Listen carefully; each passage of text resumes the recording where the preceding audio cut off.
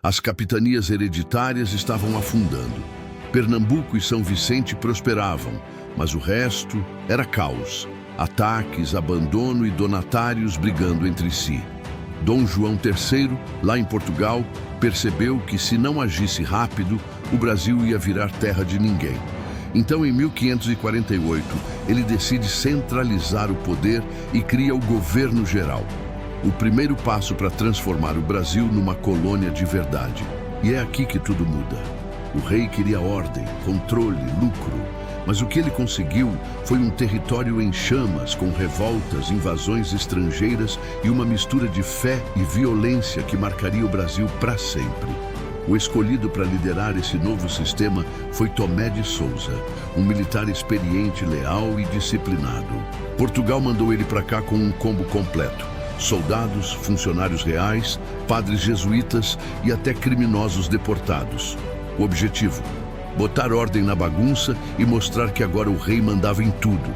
Assim que chegou, em 1549, Tomé de Sousa fundou Salvador, a primeira capital do Brasil. A cidade foi criada para ser o centro administrativo da colônia, de frente para o Atlântico, bem no meio do litoral. De lá, o governo geral começou a funcionar. E Tomé de Sousa não perdeu tempo. Criou leis, organizou a defesa, incentivou a produção de açúcar e construiu fortificações. Foi também sob ele que chegaram os jesuítas, liderados por Manuel da Nóbrega. Oficialmente eles vinham salvar almas, catequizar os indígenas e ensinar o cristianismo. Mas na prática eram parte do projeto político da coroa. Eles controlavam populações inteiras, fundavam escolas e ajudavam a manter a ordem. Os jesuítas eram o lado espiritual da colonização e também uma ferramenta de poder. O problema é que o governo geral parecia simples no papel, mas era um inferno na prática. Os donatários das antigas capitanias não queriam perder poder. Os colonos odiavam receber ordens de cima. E o território era gigantesco, difícil de controlar. Tomé de Sousa fez o que pôde, mas no fim a situação continuava tensa. Em 1553, ele deixou o cargo. E quem assumiu foi Duarte da Costa, o segundo governador-geral. E aí, meu amigo, o caos voltou com força. Logo no começo, ele entrou em conflito com os jesuítas. Os indígenas se revoltavam, os colonos desobedeciam e os franceses apareceram. Eles fundaram uma colônia no Rio de Janeiro chamada França Antártica e começaram a ameaçar de verdade o domínio português. Portugal ficou em pânico.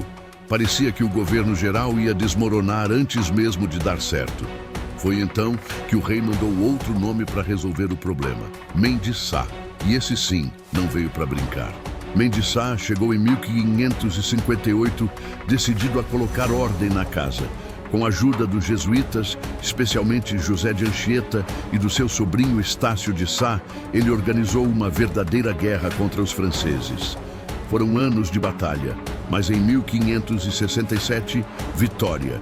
Os franceses foram expulsos e nasceu a cidade do Rio de Janeiro. Essa vitória foi um divisor de águas. Pela primeira vez, o governo geral mostrava força. Durante o governo de Mendes Sá, o Brasil começou a se estabilizar. A produção de açúcar cresceu, novas vilas surgiram e o território ficou protegido. Parecia que finalmente o plano de Dom João III estava funcionando. Mas tudo isso teve um preço. A expansão do açúcar trouxe com ela o aumento da escravidão indígena e logo depois, a vinda de africanos escravizados. A economia colonial começava a girar e junto dela a exploração. Enquanto a elite enriquecia, milhares de pessoas eram forçadas ao trabalho e à violência. O governo geral trouxe ordem, mas também aprofundou as desigualdades. E os jesuítas continuavam sendo uma peça ambígua nesse jogo. De um lado, protegiam os indígenas dos colonos. De outro, criavam aldeias que serviam aos interesses da coroa. Era uma mistura de fé e poder, de ensino e dominação.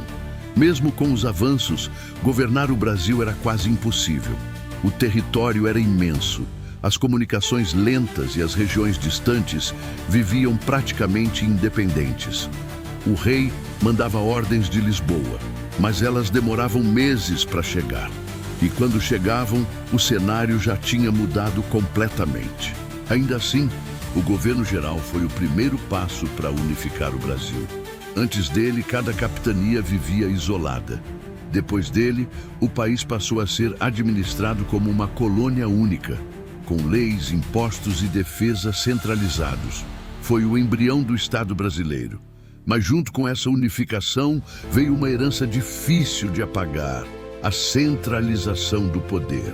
Tudo precisava vir do topo, de uma figura de autoridade, um modelo que, séculos depois, ainda define muito da nossa política.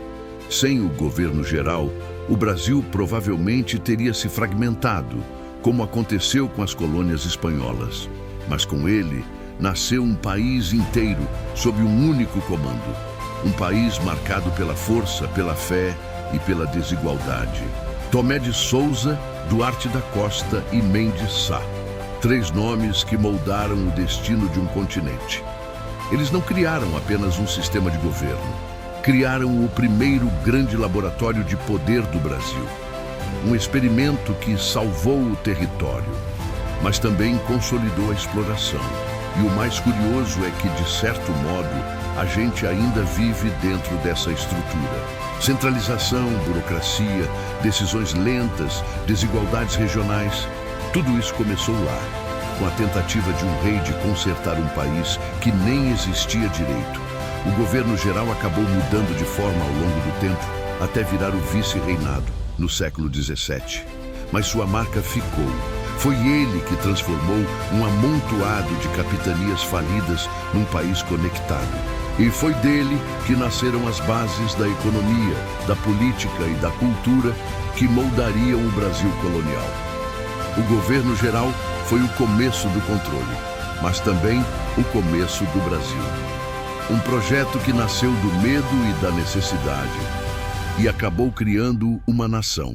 E agora que você entendeu como o governo geral salvou e ao mesmo tempo dividiu o Brasil, o próximo passo é ver como o açúcar virou o motor da nossa história.